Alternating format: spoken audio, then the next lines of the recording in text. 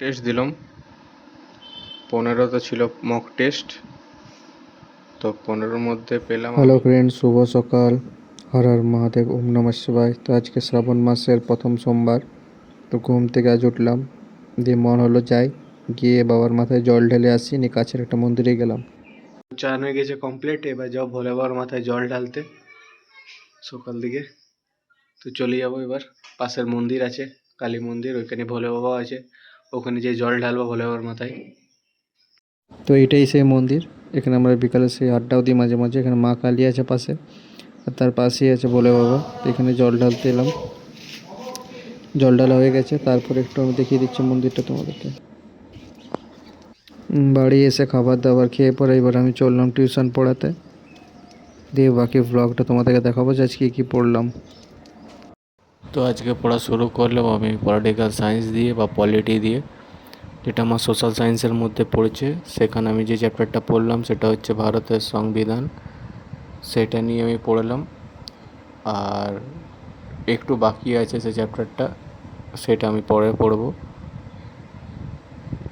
তোমরাও জানাও তোমরা কে কী পড়ছো, কীরকমভাবে প্রিপারেশান নিচ্ছ, আর মক টেস্ট কোনো দিচ্ছ কি না, বা যদি কোনো স্পেশাল কোনো ইউটিউব চ্যানেল থেকে ক্লাস করছো তো সেটাও জানাতে পারো।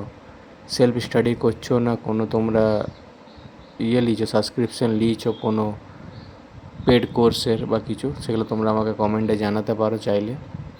আর আমার ভিডিও কেমন লেগেছে সেটাও তোমরা জানাতে পারো।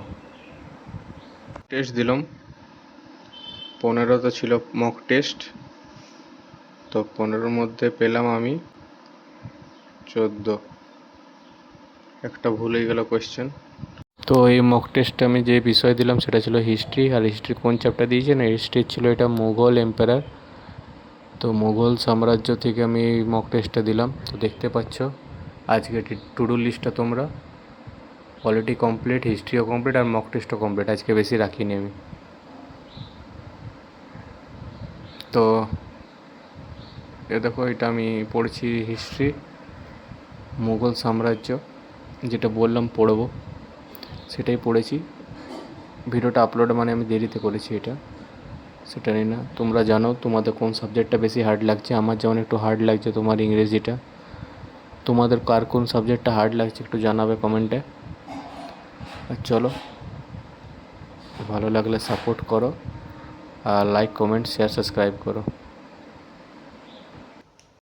বারবার বলছি, যেটা বারবার করে বলছি যে মক টেস্ট দেওয়া শুরু করো, প্রিপারেশন নেওয়া শুরু করে দাও। পরীক্ষা যে কোনো টাইম হয়ে যেতে পারে। কিছু মনে করো না, আমি খাচ্ছি এখন চিড়ার পোলাও খাচ্ছি, চিড়া খাচ্ছি আমি, টেস্টি চিড়া মা বানিয়ে দিল। তো প্রিপারেশন নেওয়া শুরু করে দাও, যে কোনো টাইমে পরীক্ষা হতে পারে, নোটিশ বেরোবার পরে তো টাইমও পাবেনি।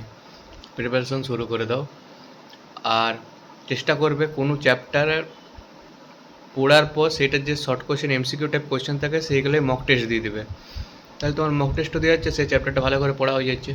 তো এইগুলো অবশ্যই করবে, এগুলোই সব বলার ছিল তোমাদেরকে। তো চলো ভালো করে প্রিপারেশান নাও। আর আমার আজকে ডে 9 স্টাডি এখানেই শেষ। তো ভালো লাগলে অবশ্যই দেখবে। তো চলো টাটা। দেখতেই পাচ্ছ আমার to do list complete, polity হয়ে গেল, হিস্ট্রি হয়ে গেল, আর মক টেস্টও দিয়ে দিলাম আমি হিস্ট্রির, মোগল এম্পায়ার। তো আজকে আমার ডে 9 কমপ্লিট। চলো তোমরা ভালো করে পড়াশোনা করো, all the best, tata bye bye.